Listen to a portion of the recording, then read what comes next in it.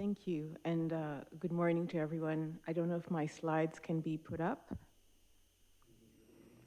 So I just want to start by saying what a pleasure it is for me to be here with all of you today. So I'm originally from Rwanda, and I've been based in Kenya for the last year and a half, and before that I was in Canada for 35 years.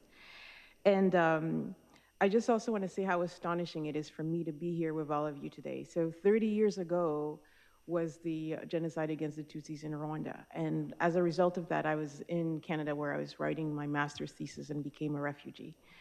And so the issues of that Teklu talked about around collaboration and competition on the planet are issues that I know personally around what does it mean to be coming from the most densely populated country in Africa and the consequences of that. And so one of the things that I think is really critical is how do we live our interconnectedness when we are in a situation where nature is under threat and we need to do all we can to bend the curve on the loss of biodiversity. So I will be presenting a lens through the work we do at C4ICRAF in terms of the transformative potential of building a strong and inclusive AI-driven digital commons.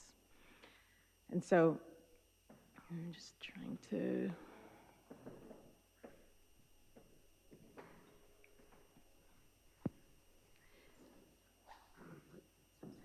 Oh, sorry. Okay, great. So just quickly, the insights I really want to share is how we work at C4ICRAF to leverage AI and digital commons to create significant developmental impacts at the intersection of climate, people, landscape, health, and food security. And so if we look at the ecosystems that we have wanted to preserve within the 20th century context, within how climate is accelerating in terms of the changes that we have just talked about around 2023 and 2024 just getting hotter and hotter, it's really critical that we look at the shifts in ecosystem structure, function, and biodiversity that are causing droughts and temperature rise and changes in fire regimes that are accumulating, and many more shifts yet to come. And so how we're studying these phenomena now in terms of the ecological research is really phenomenal in terms of what we need to do. What we know is that this relentless climate change, together with other anthropogenic impacts as pollution, land use change, and non-native invasive species, are shifting the biodiversity baseline to a new normal. And ecological restoration no longer requires looking at the past in terms of the reference ecosystem, but rather focusing on how are we modeling the future. And so the critical work we do at C4ICRAF, and so for many of you, you probably don't know C4ICRAF, and so the acronym is the Center for International Forestry Research and the International Center for Research in Agroforestry, that came together in 2021 in a functional merger. And so the work we do is really work that has initiated starting about 50 years ago in 1978, so close to that. And we have two headquarters, one in Nairobi, Kenya, where I am based, another one in Bogor, Indonesia. And this gives you an idea of the work we're doing around the world that's really mostly focused in the global south.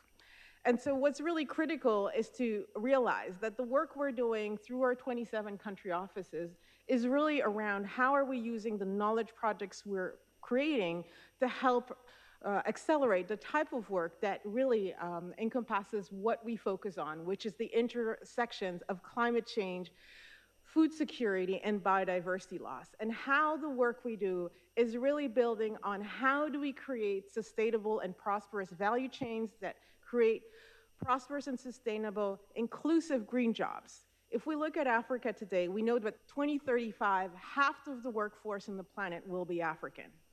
And many of them today, young people, do not have jobs. How do we create a just transition that gives these young people jobs, that harnesses technology, and helps us accelerate how we're bringing back nature?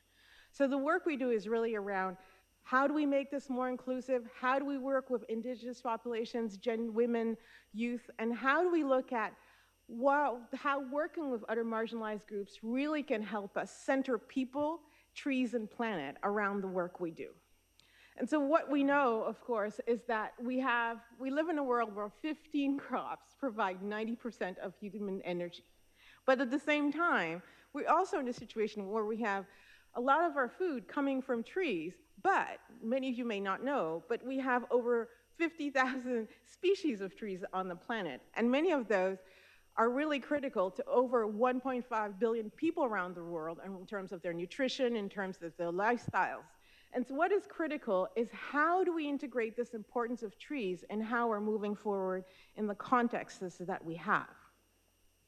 And so what we look at in terms of the Anthropocene and the planetary commons framework that we've talked about all morning is really this space where what we do at C4ICRAF is really at the lithosphere and the biosphere in terms of how can trees be harnessed to really ensure that as we look at a planetary commons framework, we're really looking at the best ways to accelerate carbon sequestration and meet the needs that humanity needs to live within planetary boundaries.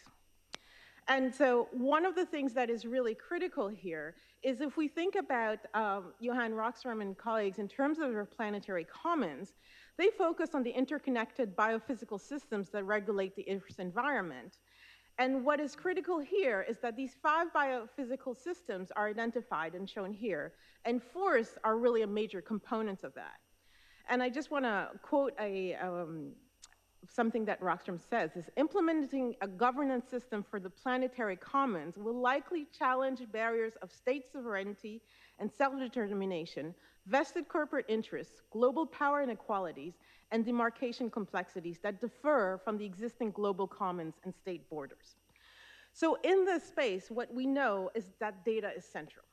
In our work at C4ICRAF, we use data in many, many ways, and I'm just going to go through some of the ways we look at data and how we do that. And so the land degradation surveillance framework is one of the ways we gather data from all over the world to understand how are we looking at baseline levels of degraded lands and what practices can we make and how are we working to accelerate the restoration of these lands. Tree Grower is a database that allows us to look at how are we looking at the different species around the world of trees and how are we ensuring that the ones we're selecting are fit for purpose in terms of a changing climate around the world. And so we talk about the right tree for the right place and for the right purpose.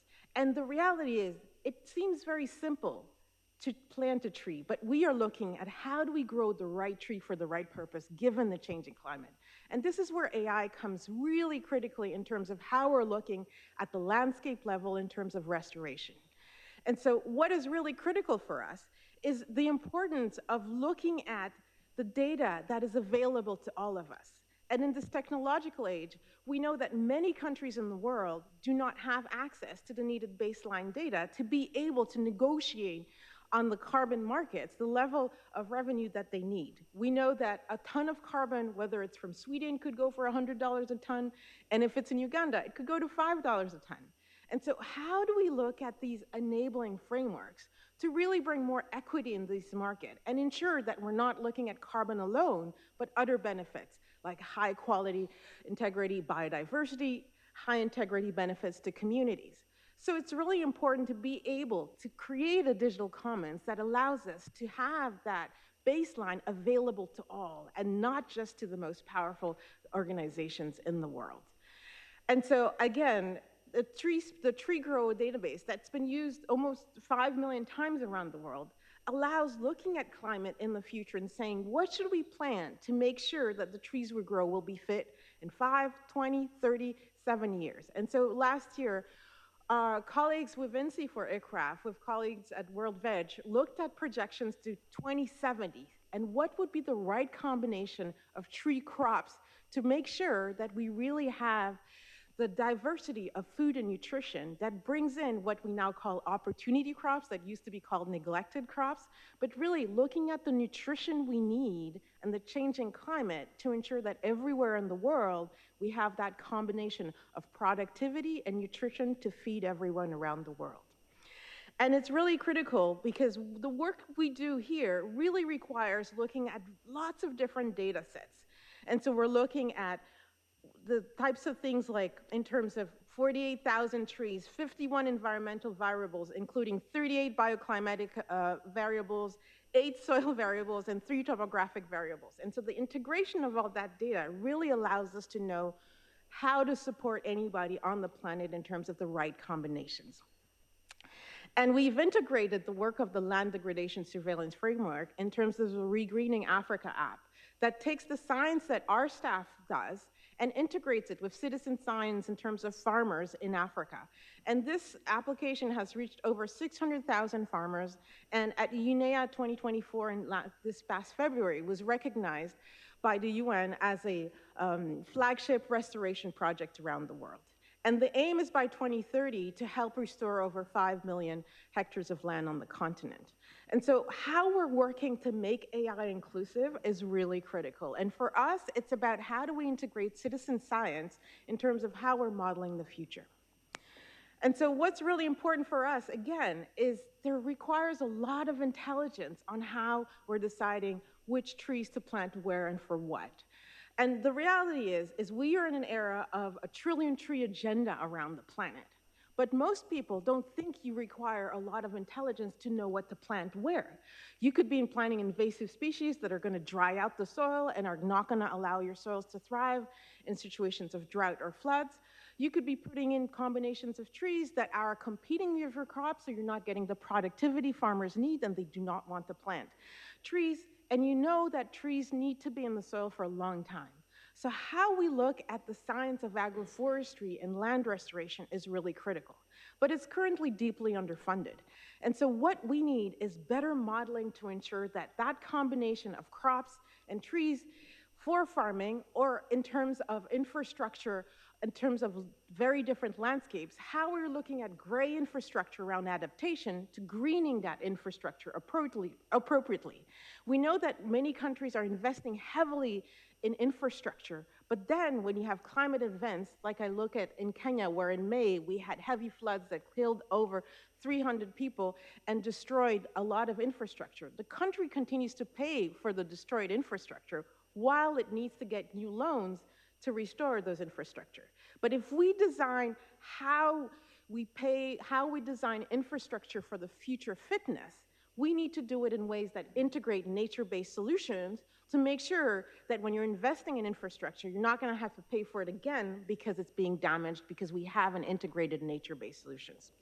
So the work we do is really about combining remote sensing, combining the data around our LDSF and different platforms to really see how are we working locally, how are we creating the enabling policies. So for one example, we look at the national determined targets and see how can we incorporate soil organic carbon in the national determined targets.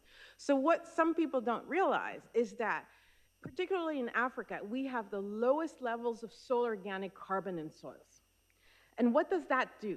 When soil organic carbon is low, fertility is low. The pH is too low for any chemical fertilizers to have action. And so at the same time, not only do we have soils that can't absorb water and keep it, but we also have soils that have very low capacity to transmit nutrition to the crops that we need to be productive, to feed people, to have economies that are strong. And so this work is really critical in terms of the integration of the complexity of economic returns needed and returns we need for nature, and ensuring that whatever we put in the soil is as productive and cost-effective as possible. And so for the work we do, we know that we really need to look at it in the context of planetary health in terms of how we're integrating these new technologies that are so critical, that could support sustainability, equity, and human rights, but could also go in the other direction. So what we know is with the Montreal Protocol, we need to build a new social contract for the digital age that is really looking at addressing individual rights, justice and equity, and inclusive access and environmental justice, and really ensuring that we have an open and transparent access to data to be able to negotiate. Because one of the realities we have in the world is you don't get what you deserve, you get what you negotiate. And for the poorest countries in the world, it's very difficult, particularly when you have 15 technology companies that make more than 85 countries annually in terms of their GDP. So how do we look at that balance of power and reestablish some equilibrium that really allows public and private collaborations to really develop and manage AI that is inclusive and that is good for all? And so how we look at promoting research and innovation in this space, and how we communicate and engage and educate policymakers, students, the effects of climate, particularly on gender and capacity for education for women. So one reality is when you have the devastating effects for climate change, many young girls can't go to school because the ways they used to go to school get flooded and can't access, and so they stay home. And so we have these effects that are decreasing women's ability to participate in these digital economies because they can't go to school at a young age. And we know how critical it is in terms of getting into STEM programs to have that integration. And so one of the things that is critical is really to look at how are we looking at data and access on a planetary commons level. How do we look at the needs of the private sector in terms of profit and bottom line, and governments in terms of being able to promote public good? And so how we work collectively together to support landscape level decision making, looking at accelerating the right innovations and research, will really allow efficient and effective allocation of resources that enables us to really have knowledge become more equitable and used more effectively. And so one of the references I liked recently, Otto Scharmer at MIT talked about philanthropy 4.0 around how do we co-create in terms of research and innovation with philanthropy, ways that we are going to allow really transformative trust-based relationships that are going to allow us to work in a co-creative way to identify these new ways forward that really require adaptive leadership to bring our collective knowledge together in framework that really allow us to look at what is planetary intelligence and contribute the maximum to that. And so the model here from Amy Lurs and other colleagues really looks at the issue of trust and the importance of how we start with trust, add on a digital inclusion, and look at how we're bringing the collective intelligence to ensure that we have business models that are not only harnessing artificial intelligence, but our collective intelligence so that we have essential actionable data that really allows us to tap into planetary intelligence that feeds into that global commons and really allows us to learn collectively and build the future we need within the planetary boundaries that we know we need to live in. Thank you.